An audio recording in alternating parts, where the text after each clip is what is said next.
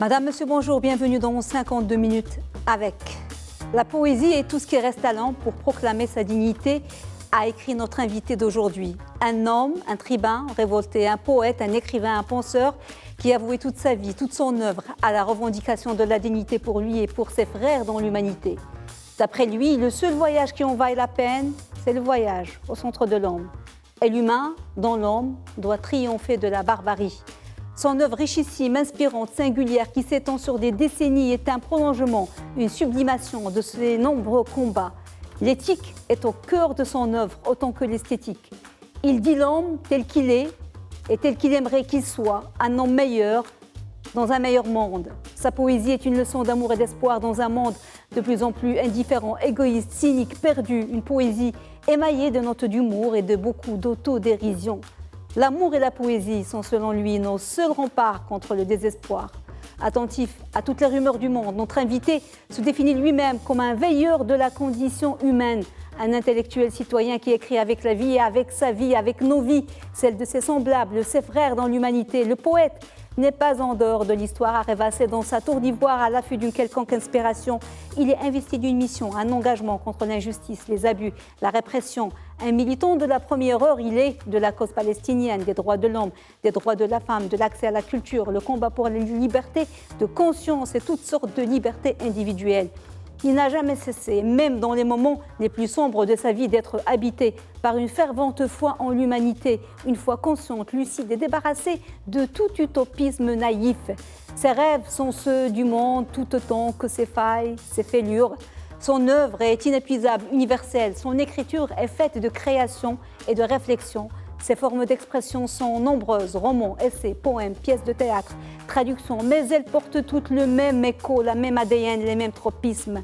Sa rhétorique est particulière, unique, sa poésie translucide, empreinte d'une simplicité apparente, d'un dépouillement et d'une pureté cristalline, mais aussi d'une insondable profondeur et d'une désarmante intensité. Cela fait plus de 50 ans qu'il murmure à l'oreille du monde, un demi-siècle que ces mots pénètrent nos âmes, car il y a fort longtemps que notre illustre invité s'est libéré des dogmes, des doctrines, des idéologies et des frontières. Il appartient au continent humain. Son identité, poète. Une libération dont il a payé le prix fort, incarcération, censure, privation, exil. Mais grâce à ce lourd tribut, il peut se targuer d'être avec nous aujourd'hui, libre, libéré et fier d'être un être qui abrite le monde, embrasse l'universel, un homme digne. La dignité et l'humanité, ses principales exigences. Nous avons l'honneur et le privilège de recevoir aujourd'hui le grand Abdeltef Labi, poète, romancier, essayiste, dramaturge, traducteur, auteur d'une œuvre prolifique dont nous citerons les recueils de poèmes comme Le règne de barbarie, Histoire des 7 crucifiés, de l'espoir sous le bâillon, le poème Discours sur la colline arabe, L'écorché vif, Tous les déchirements, Le soleil se meurt, L'étreinte du monde, Le spleen de Casablanca, Poème périssable, L'automne promet, Les fruits du corps, Écrit la vie, Mon cher double, Tribulation d'un rêveur attitré, Zone de turbulence, La saison manquante, Amour, Jacaranda, Le principe d'incertitude, L'espoir à l'arraché, Presque rien, La poésie est invincible. Romancier, il est l'auteur de L'œil et la nuit, Le chemin des Ordalies, Les rites du lion, Messidor, Le fond de la jarre, La fuite vers Samarcande. Dramaturge, il a écrit Le baptême chacaliste, Le juge de l'ombre, Rimbaud et Charazade, en plus d'œuvres de jeunesse et d'essais et d'autres publications comme Chronique de la citadelle d'exil, Lettres de prison, La brûlure des interrogations, Un continent humain, Maroc, quel projet démocratique, ou encore Un autre Maroc, en plus de nombreuses traductions de l'arabe au français dans l'anthologie de la poésie palestinienne, autobiographie du voleur de feu de Abdelwahab el-Bayati, rien qu'une autre année de Mahmoud Derwish, Retour à Haïfa de Rassan Kanfani, Lettres aux deux sœurs de Issa Makhlouf, la poésie marocaine de l'indépendance à nos jours, anthologie La joie n'est pas mon métier, poème de Mohamed El Marout, et la liste est longue. L'œuvre poétique d'Abdeltef Labi est connue et reconnue dans le monde entier et traduite en plusieurs langues. Depuis 1970, il a été couronné de nombreuses prestigieuses récompenses, dont le prix Goncourt de poésie en 2009, le Grand Prix de la francophonie décerné par l'Académie française en 2011, Prix international de littérature francophone de Benjamin Fondan, la même année, Prix international de la poésie Nuevo Siglo de Oro du Festival de poésie de la ville de Mexico en 2017, le prix Mahmoud Derwish pour la création et la liberté en même temps que l'Américain Noam Chomsky et le Palestinien Zakaria Mahmoud en 2020, en plus d'une quinzaine d'autres grands prix internationaux. Abdelatif Labi a également été nommé commandeur dans l'Ordre des Arts et Lettres par la République française et docteur honoris causa de l'Université de Rennes en 2007, Rennes 2 en 2007. J'espère que je n'ai pas été très longue, mais votre parcours est tellement long. Merci de nous faire l'honneur d'être avec nous, Monsieur Labi. Et vous m'avez cloué le bec avec cette généreuse introduction. Qu'est-ce que je vais pouvoir dire? Pas aussi généreuse que ce que vous avez donné, ce que vous continuez à donner. Alors, vous êtes au Maroc, Monsieur Labi, pour prendre part au salon du livre et vous avez présenté à cette occasion vos dernières publications, traduites en arabe et publiées aux éditions Al-Rafidain, L'espoir à l'arraché, Presque rien, La poésie est invincible, La fuite vers Samarcande, mais aussi un nouveau recueil de poésie, La terre est une orange amère. De son côté, votre épouse, Jocelyne Labi, a présenté au salon son récit La liqueur d'aloès, réédité à Casablanca par les éditions Sirocco. Vous avez un rapport particulier aux langues, d'où les traductions, un rapport dénué d'idéologie. Quelle est chez vous la nature et l'importance de ce rapport, de cette dualité? J'ai un ami poète qui disait que celui qui ne parle qu'une seule langue a une prison dans la bouche. Il me semble que c'est une chance véritable pour l'écrivain que l'histoire lui ait permis de maîtriser 2, 3, 4 et sinon davantage de langues. Parce que la langue n'est pas seulement un instrument de communication. Elle fait tomber les murs. C'est une ouverture considérable sur la culture qui a été véhiculée par cette langue. Donc, quand on maîtrise peu ou prou, si possible prou que peu, une langue, eh bien, on peut avoir accès véritablement à la culture, de l'ère culturelle que cette langue a véhiculée. C'est incroyable, en revenant sur votre long et riche et incroyable parcours, de penser que vous avez failli ne jamais apprendre à lire, ne jamais aller à l'école. Vous auriez pu exercer le métier de votre père, artisan sellier au souk Sakhatin. Mais votre père vous a mis à l'école. C'était à la fin des années 40. Et il n'y avait pas de livre à la maison. Oui. Ben c'est quelque chose de miraculeux, parce que mes parents étaient analphabètes. Il n'y avait même pas le Coran à la maison, parce que mon père ou ma mère ne lisaient pas à cette époque-là. Donc c'est presque un miracle que mon père ait eu cette intuition. Oui. Une intuition d'où elle lui est venue, de mettre non seulement les enfants mâles, mais les filles aussi. À l'école. Et c'est pour cela que j'ai avec la distance, j'ai une grande admiration pour cet homme et pour cette femme, dont Rita, on parlera certainement après, parce qu'elle a tellement compté pour moi, pas comme mère seulement, mais comme inspiratrice. Votre premier coup de cœur, vous dites que c'est Dostoïevski, et c'est incroyable parce que vous dites que vous retrouvez dans l'univers de Dostoïevski, dans ses personnages, l'univers de votre famille et celui de votre mère. Et votre mère, Rita, que Dieu ait son âme, est très importante pour vous, parce que les gens, quand ils parlent de l'Arabia, ils disent l'Orat Dad, et vous vous dites l'Orat Rita. Oui, ça va, même. La langue de votre mère. On dit la langue maternelle, c'est vrai, mais vous dites... J'ai un poème qui s'intitule « La langue de ma mère », et qui se termine comme ceci. Je n'ai pas vu ma mère depuis 20 ans, mais je suis le dernier homme à parler encore sa langue. J'ai été un lecteur sauvage. Je n'avais aucune notion de ce qu'il fallait lire. Donc j'ai commencé par des rayons. Le premier rayon, le deuxième, le troisième, etc. Et parmi, il est arrivé un moment où je suis tombé sur le D, donc Dostoïevski, et c'est là où quelque chose s'est enclenché en moi. Pourquoi? Pour une raison que j'ai évoquée déjà dans certains entretiens. Les personnages de Dostoïevski ressemble beaucoup aux personnages de nos mères. C'est quelque chose d'extraordinaire. Moi, j'avais une mère qui avait un caractère incroyable. Elle disait la chose et son contraire. Elle était révoltée contre le monde. Oui. Elle était libre dans sa tête. Elle n'arrêtait pas d'insulter ses enfants, etc. Puis elle avait une langue et un langage. Oui. Et donc, les personnages dostoïevskiens, qui sont des personnages, disons, hystériques, entre guillemets, mais c'est une hystérie particulière, ressemblent beaucoup aux personnages de nos mères. Donc, je me disais, comment se fait-il? Un auteur russe du 19e siècle a écrit, a composé, a construit des personnages alors que je les ai sous les yeux à la maison. Oui. Et donc c'est mon premier choc avec la littérature. Résultat, ça voulait dire quoi? Ça voulait dire pour moi à cette époque que la littérature est capable de n'importe quelle région du monde de parler à l'humanité. C'est ça. Et voilà ce qui a déterminé ma vocation d'écrivain, plus le personnage de ma mère et sa langue. Parce que là, même si on y consacre 2 ou 3 minutes, c'est très important. Parce que j'estime qu'on est écrivain à partir du moment où, dans une langue déterminée, on construit progressivement sa propre langue. La langue qui va nous exprimer en tant qu'être humain. Oui. Et je crois que ma mère a beaucoup contribué avec sa langue à elle.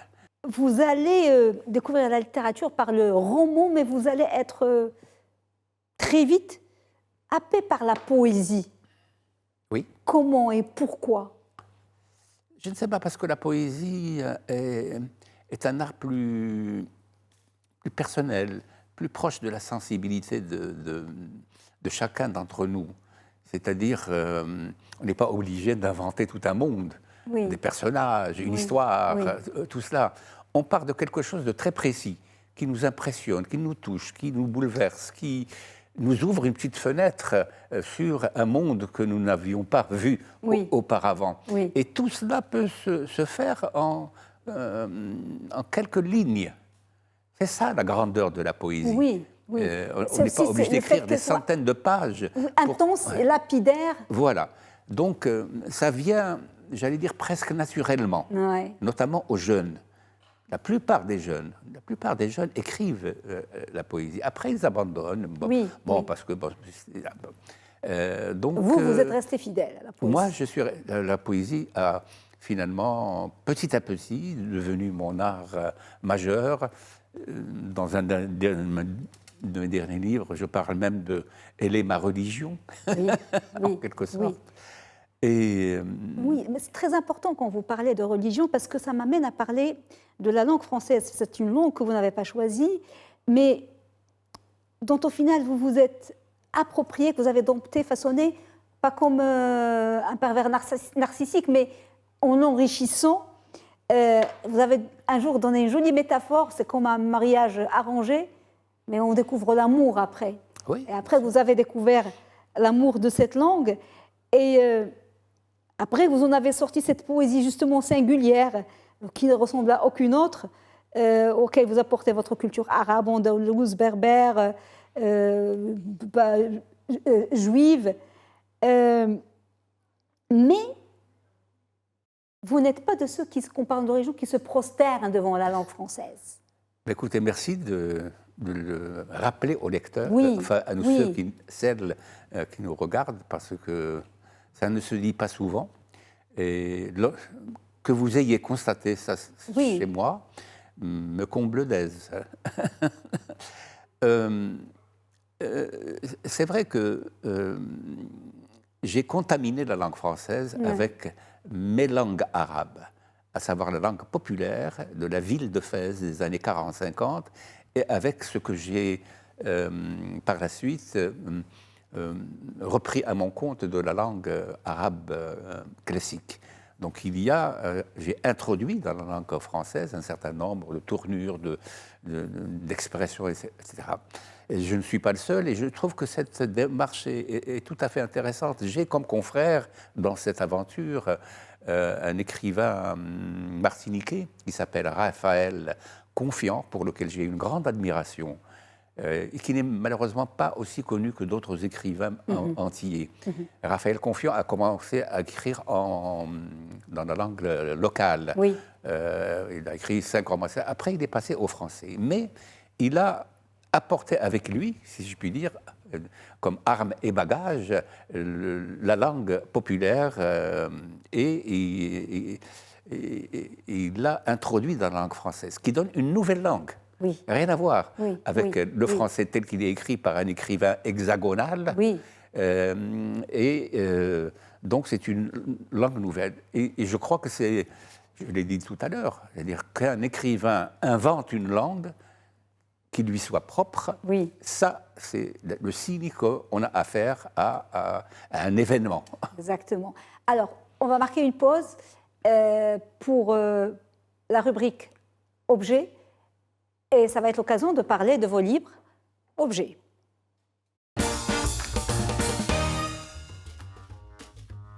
Vous avez choisi, Al-Tiflabi, comme objet de ramener vos derniers livres que vous avez présentés au Salon du Livre, les 4 traductions de vos recueils, 3 recueils de poèmes et un roman, et puis votre dernier recueil.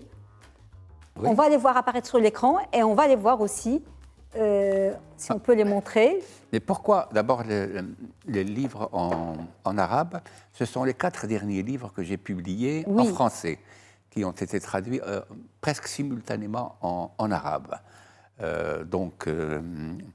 La poésie est invincible, Al-Shi'ru la yuhzam, Al-Amal unwatan. Est-ce qu'on peut les voir à l'écran? Oui, Al-Shi'ru la yuhzam. Al-Amal unwatan, l'espoir à l'arraché. À l'arraché, oui. Wa la shay'a taqriban. Presque rien. Presque rien. Et le roman Al-Hurub ila Samarkand. La particularité de ces livres, c'est que j'ai donné à l'éditeur des toiles personnelles, parce que je peins depuis une quinzaine d'années maintenant. J'ai commencé à peindre clandestinement. J'allais vous poser la question vers la fin, mais maintenant je vais vous la poser puisque vous parlez de peinture maintenant. Qu'est-ce qui vous manquait dans la poésie que vous avez trouvé dans la peinture?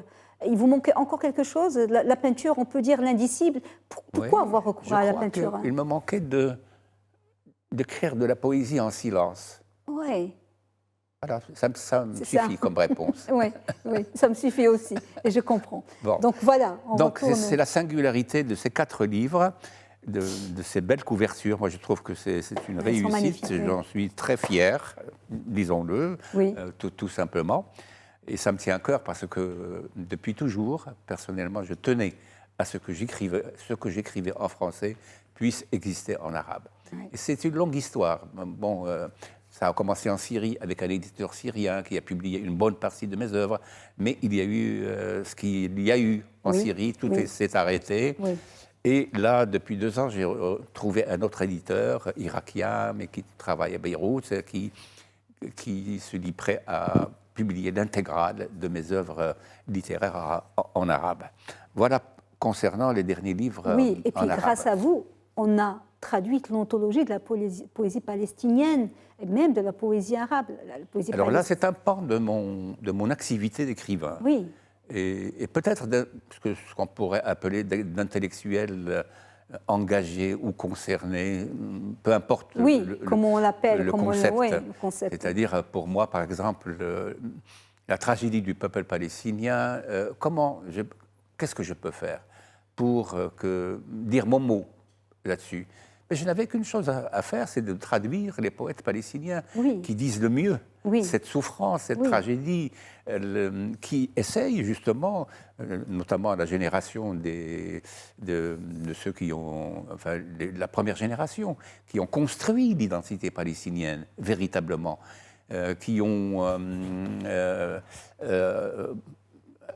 révélé au monde l'existence d'un peuple qui a une culture, qui a une langue, qui a une littérature propre à lui.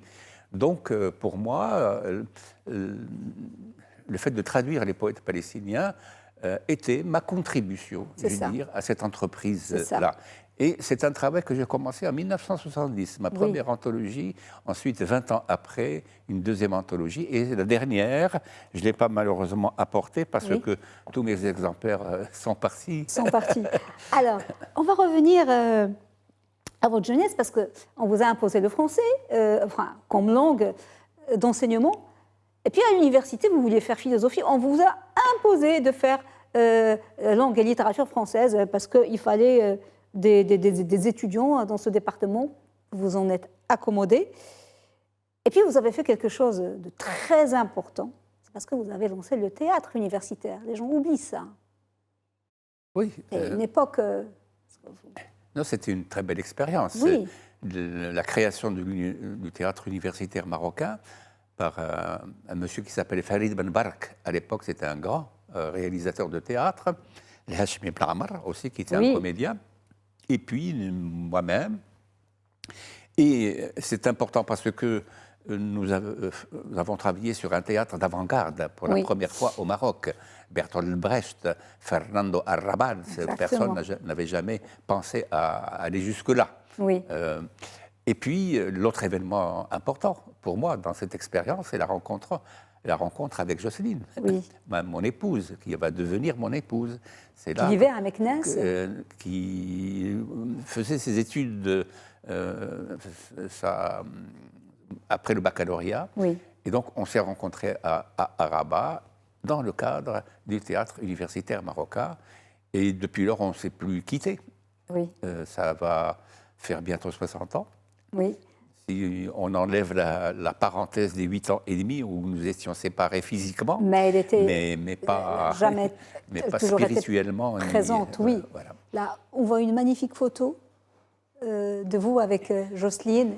Elle est très belle, cette photo. C'est où c'est à Berlin. À Berlin. Je crois qu'en 1980... Là, vous êtes heureux.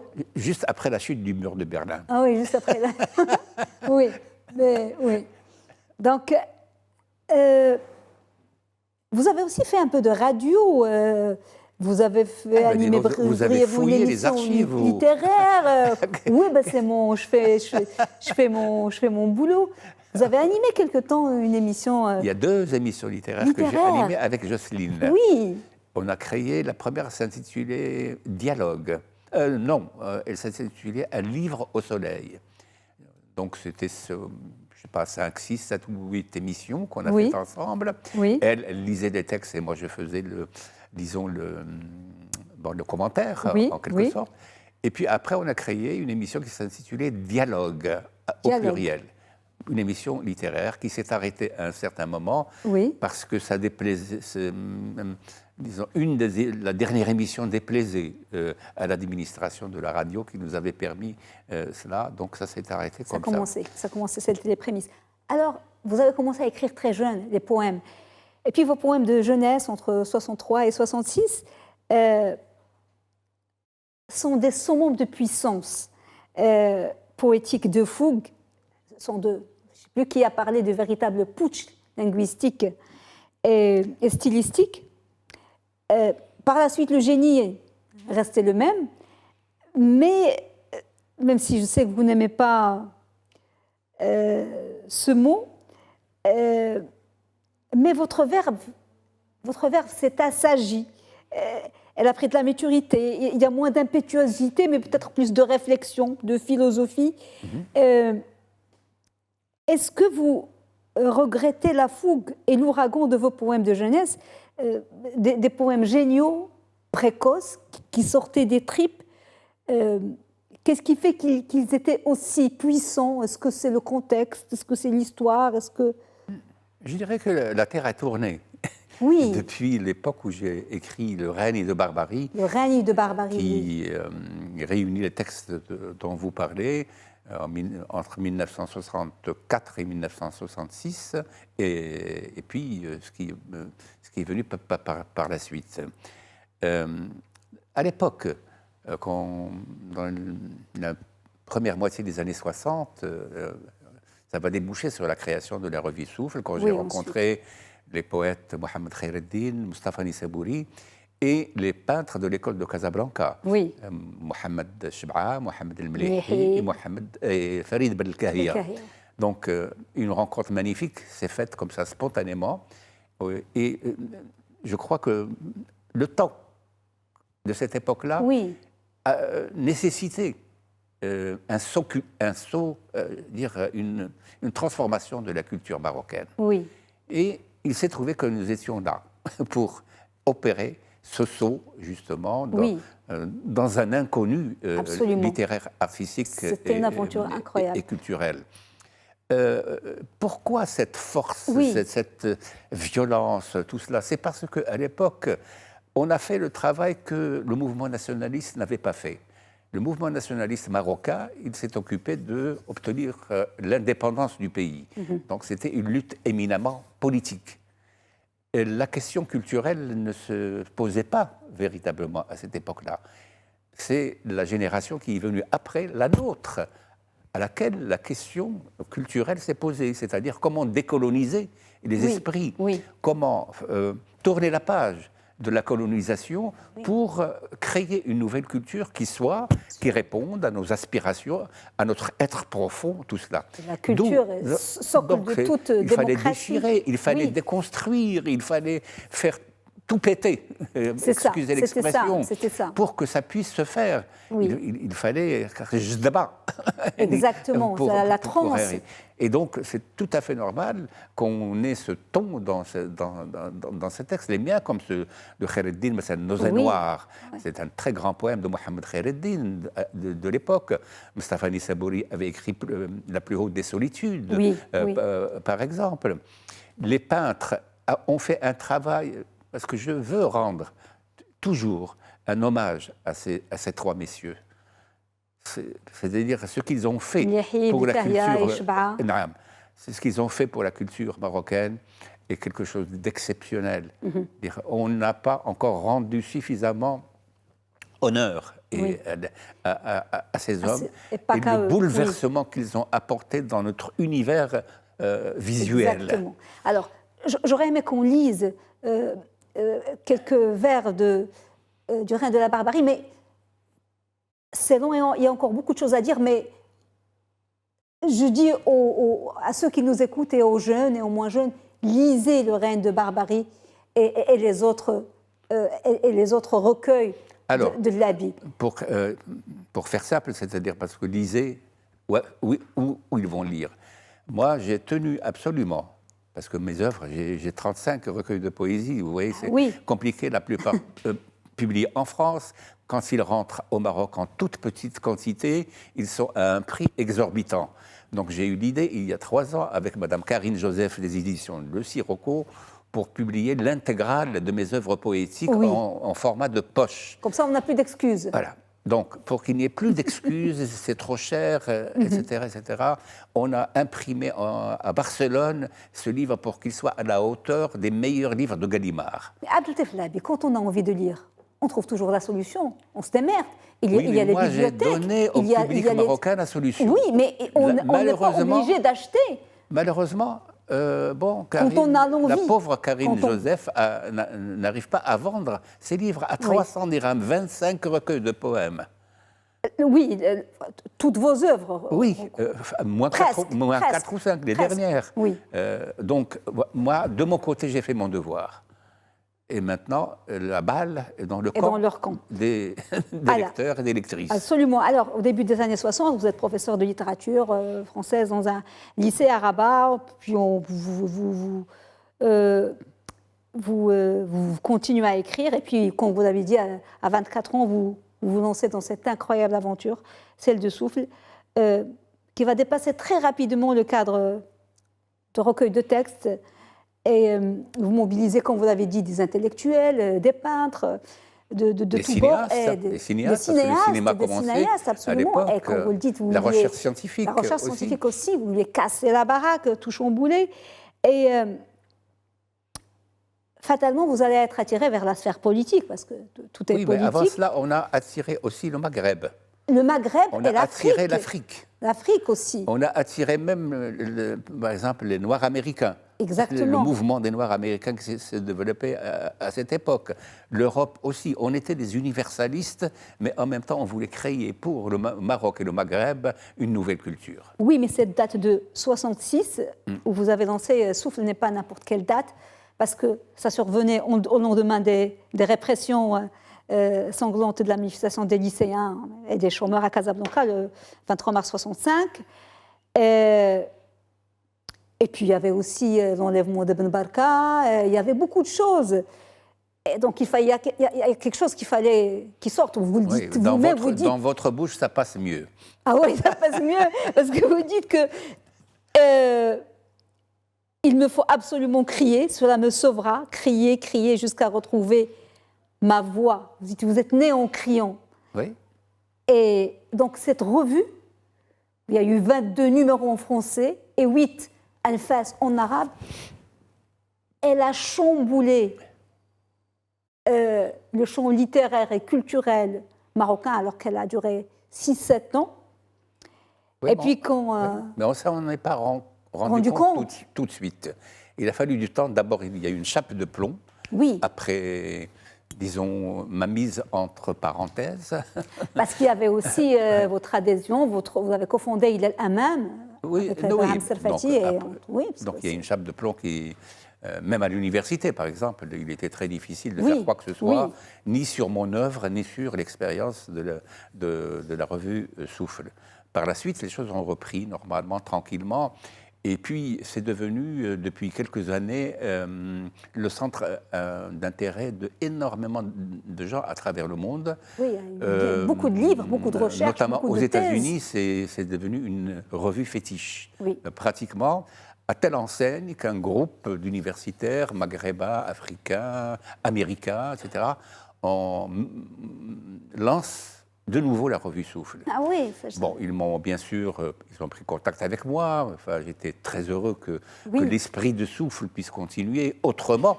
C'est une autre génération, ça ne peut pas être la même chose. Oui. Mais je leur ai suggéré d'ajouter Monde après Souffle. Donc c'est une revue qui s'appelle Souffle Monde. Le premier numéro vient de sortir sur le net. Et il y a le projet même d'éditer la revue sous forme de papier. J'en ai rencontré quelques éléments, quelques personnes qui dirigent cette revue ici au Salon du Livre. Ah oui, ici. Ils sont venus. Alors, comme toutes les bonnes choses, les belles choses ont une fin. Vous serez arrêté le 27 janvier 1972. Je sais que vous n'aimez pas trop revenir sur cette... Mais la jeune génération doit savoir. La mémoire, l'histoire. Vous êtes arrêté, torturé, jeté avec de nombreux camarades d'Hilal Amam pour des chefs d'inculpation que vous qualifiez de surréalistes, pour vos idées. Cette photo, vous êtes là, on vous voit. Oui, avec ma barbe. Ça, c'est le procès, avec la barbe et la moustache. Et là. Et quelques amis qui sont déjà partis. Oui.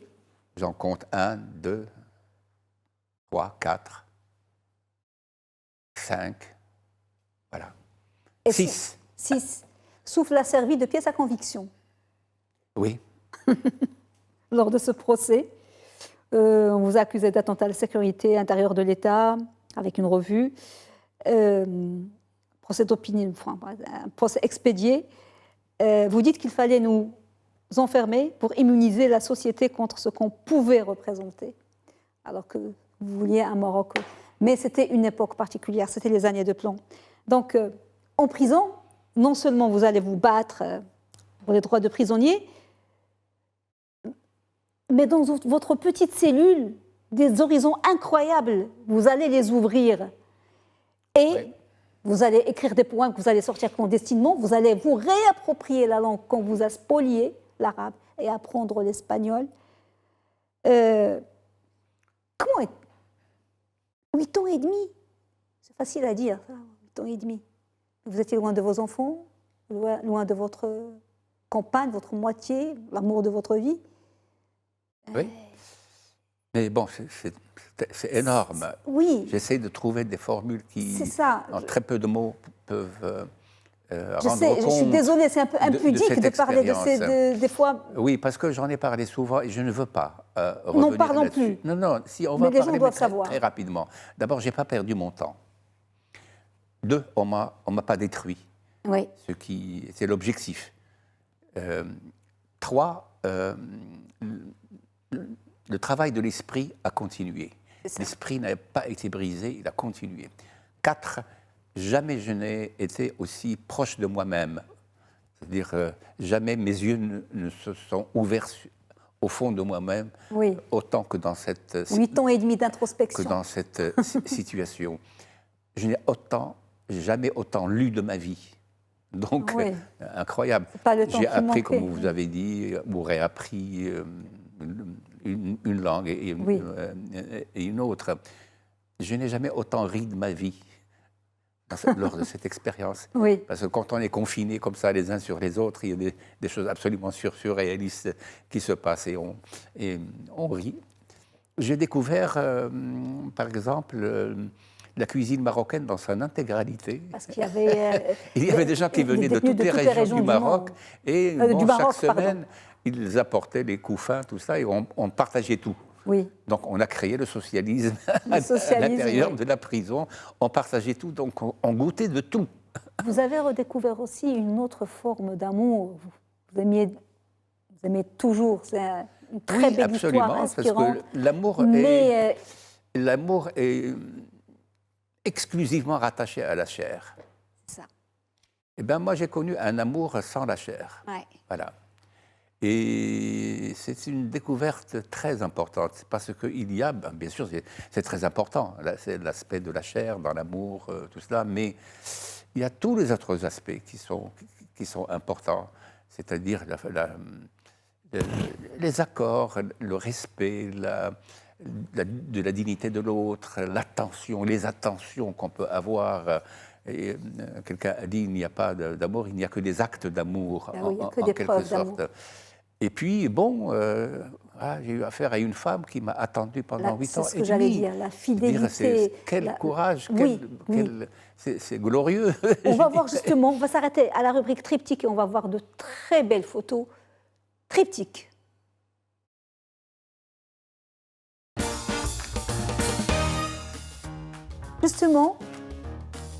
Justement, Abdelatif Labi, triptyque, vous avez choisi d'abord cette photo. On avait choisi, je crois, 2 photos. La première, ça c'est la première. A... Vous êtes rayonnant, heureux. Ça, c'est vers quelle année? Ça, c'est en 90, je crois. 90. 91, c'était après la chute du mur du Berlin. Du Berlin, oui, donc c'est 10 ans après votre libération. La deuxième, elle est floue, mais c'est ma préférée. Dans un hôpital. En prison. J'étais emprisonné, j'ai eu un problème de santé grave, on m'a hospitalisé. Et exceptionnellement, à l'hôpital, on nous permettait de nous toucher. En prison, non, il y a ce qu'on appelle le parloir à l'époque, et on se voit à travers les grilles. Ouais. Il y a un couloir entre les 2 grilles, et donc on doit s'égosiller pour s'entendre, parce qu'il y a 20-30 personnes d'un côté comme de l'autre. Ah oui. C'est l'une des rares fois en 8 ans et demi où vous avez serré votre épouse, peut-être? Absolument. Pas 8 ans et demi, peut-être 5 ans, 5 ans. Que j'ai pu la toucher. Oui. La troisième photo, c'est aussi une photo de famille, elle est floue, mais c'est pas grave, ce sont vos enfants. Mes enfants qui ont grandi. Vous n'avez pas vu grandir. La toute petite, elle est née après 2 ou 3 semaines après mon incarcération. Quds, je l'ai appelée Quds. Voilà. C'est la première fois qu'on... Comme la fille de Chebba. Chebba, il l'a appelée après. Après, il est sorti de prison et il a appelé sa fille Quds. Mais moi, c'est la première fois et c'est un nom très lourd à porter. Ah oui. Surtout qu'après, elle est venue en France, elle a grandi, et Potts, Mnotz. Oui, donc elle a souffert un petit peu, mais elle était fière, malgré tout, de son nom. Et puis vos 2 autres enfants? Yassine, mon aîné, et puis Hind, qui est la cadette. Oui. Voilà. Les 2 grands enfants, et la petite, et bien sûr... ont eu des enfants, voilà, dont certains grands. Par exemple, les enfants de Hind sont déjà relativement âgés. Ce sont de grands explorateurs. L'une est aujourd'hui en Australie, l'autre est en Amérique latine. D'accord. Après votre libération en 1980, il a fallu une grande mobilisation parce qu'au départ, vous deviez faire 10 ans de prison, vous en avez fait 8 ans et demi. Bon, vous n'étiez pas à 1 an et demi près, mais bon, c'est toujours 1 an et demi arraché. vous allez choisir l'exil en 1985. Vous êtes parti en France. Contraint et forcé. Contraint et forcé, parce que est-ce que c'était pour vous l'unique solution pour rester fidèle à votre identité de poète libre? Est-ce qu'il n'y avait pas d'autre choix? Parce que vous avez essayé, vous êtes sorti en 80 et puis vous êtes parti en 85. Bon, il y avait des allers-retours, mais bon. Hein. J'ai subi un étranglement de toutes sortes. D'ailleurs, j'avais écrit un article dans Le Monde intitulé « Libéré, je revendique ma liberté ». Ce qui fait, bon, quand on ne peut pas travailler, ma femme a enseigné, mais juste dans un collège. Elle a 3 enfants, elle n'avait pas un salaire énorme. C'est une autre bataille qu'elle a menée pour que ses enfants puissent être habillés, nourris, tout cela. Donc, quand je suis sorti, je me sentais la responsabilité aussi de prendre mes responsabilités en tant que père. Il fallait que je trouve un travail, je ne pouvais pas. J'avais contribué à créer un certain nombre de revues littéraires et culturelles, aussi dès ma sortie de prison, parce que je ne pouvais pas baisser les bras de toutes les manières.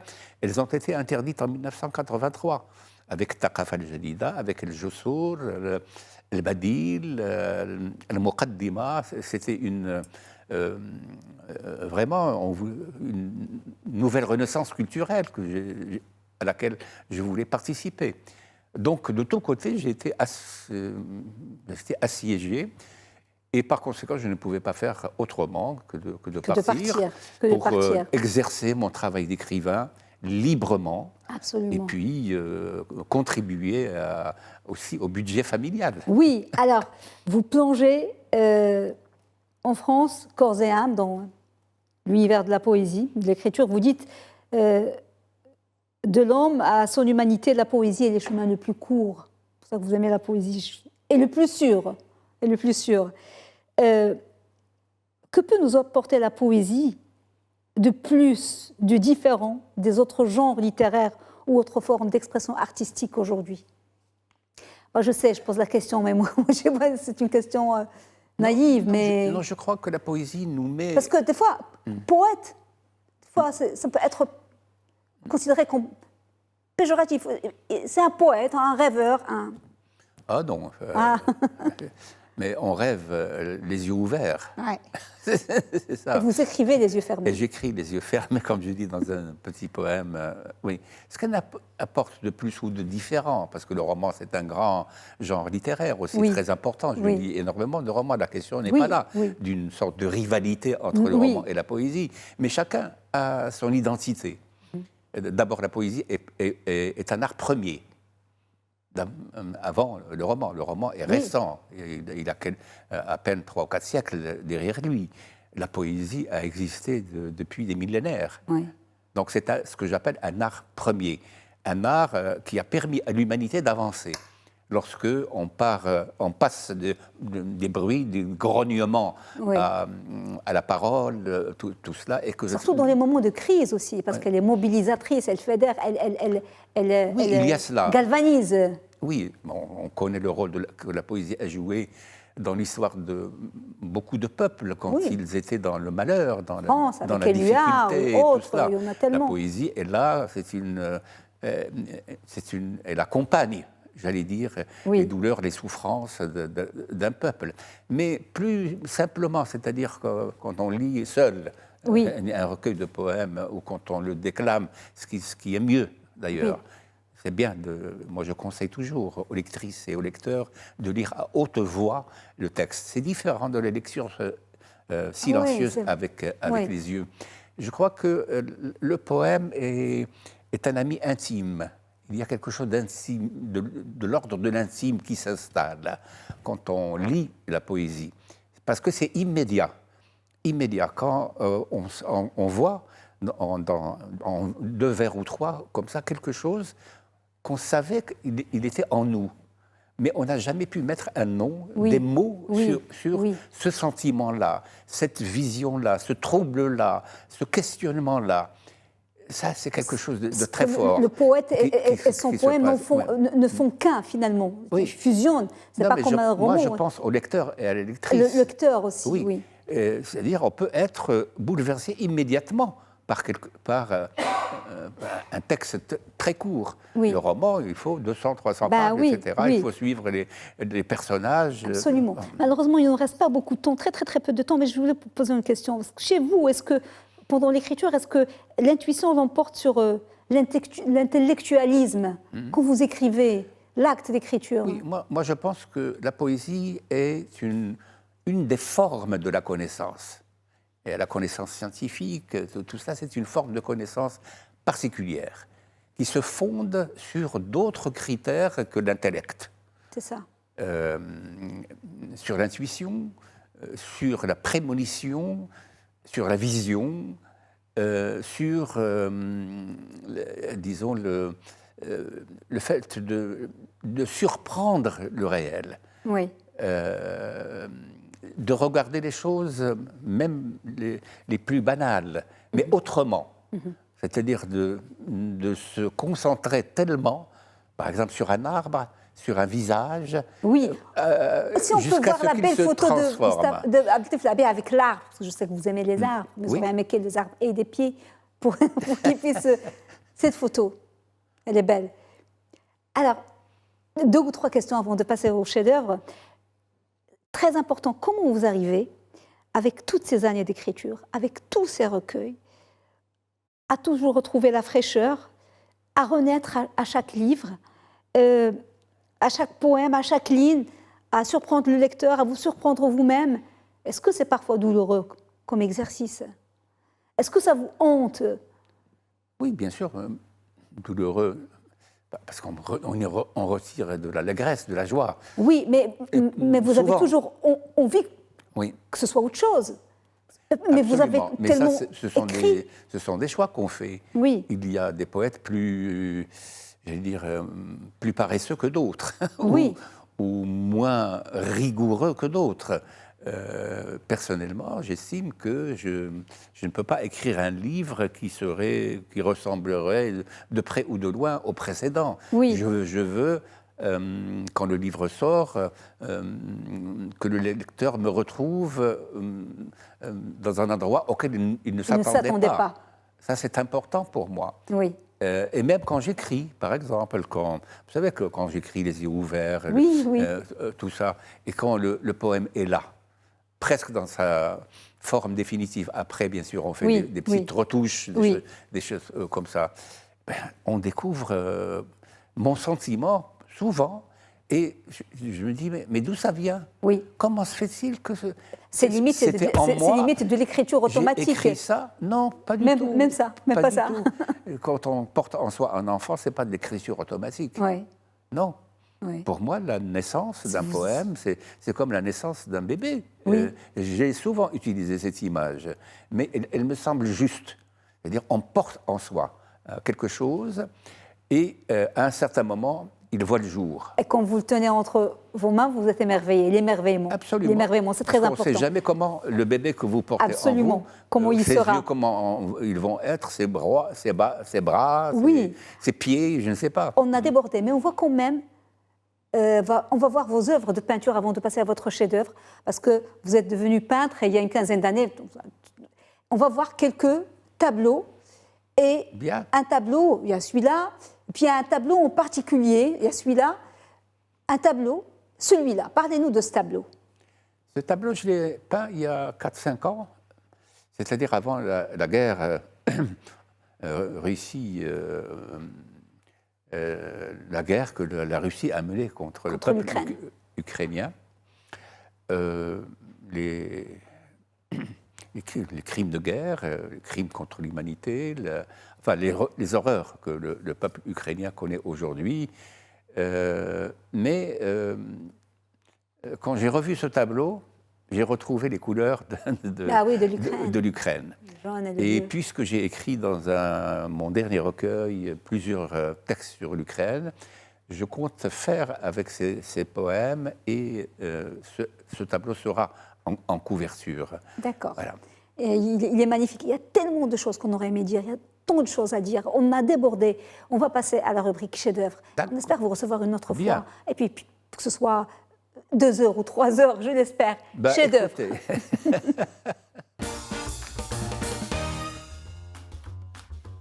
Vous avez choisi comme chef-d'œuvre un tableau de Goya Oui, qui n'est pas l'un des plus connus.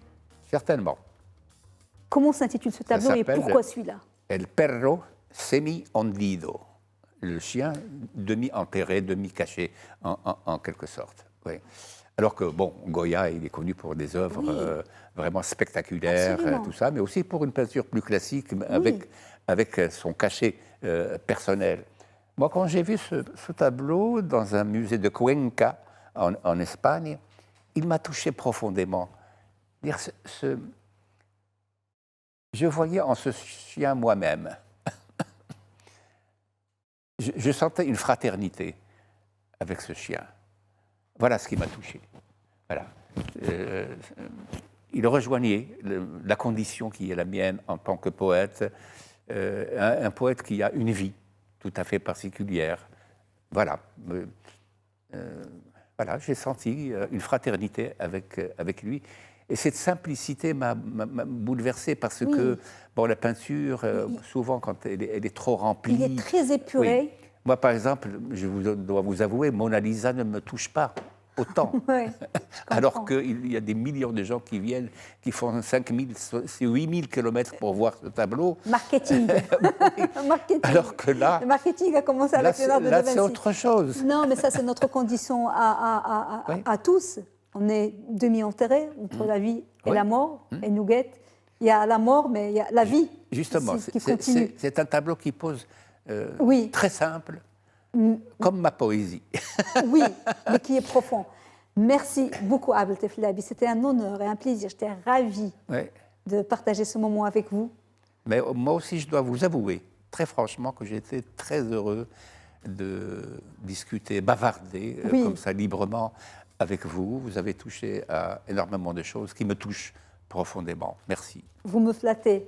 Venant de vous, c'est un très beau compliment. Merci, M. Abdeltef Labi. À très bientôt. Madame, Monsieur, merci beaucoup de nous avoir suivis. Bonne suite des programmes sur Média TV. Très belle soirée.